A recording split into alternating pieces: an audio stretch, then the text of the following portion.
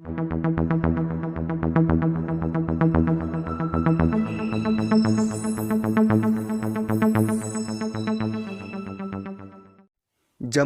barka da zuwa makullin gida.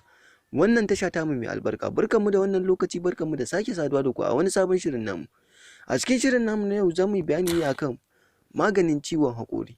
Idan wannan lokacinka ne ko lokacinki ne na farko, ku danna mana subscribe da kuma alamar ƙararrawa domin samun shirye-shiryenmu masu ilmantarwa. Ta haka ne idan mun yi sabon bidiyo za a ganar da ku cikin gaggawa. Kar kuma ku manta da alamar like da comment. Ta haka ne za mu faɗaɗa bincike domin kawo muku magunguna domin inganta zamantakewar aure. Sannan da masu bukata ko kuma shawara ku ajiye mana comment ko kuma fatan alkhairi, ko kuma kuna bukatar wani magani za mu dinga bibiyar tambayar kamar yadda muka faɗa muku. Wannan fa'idan tana da ƙarfi da tasiri sosai da sosai. Abun bukata kawai, abun da za a nema shine za a nema man kanamfari sai garin kanamfari.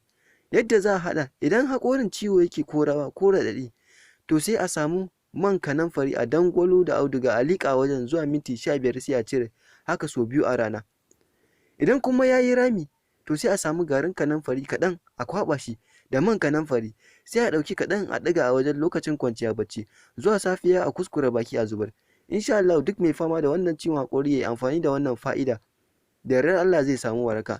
Jama'a Allah ya sa mu dace. A tabbata mana subscribe da kuma alamar ƙararrawa domin samun shirye-shiryenmu masu ilmantarwa. Makullin gida za ku ci.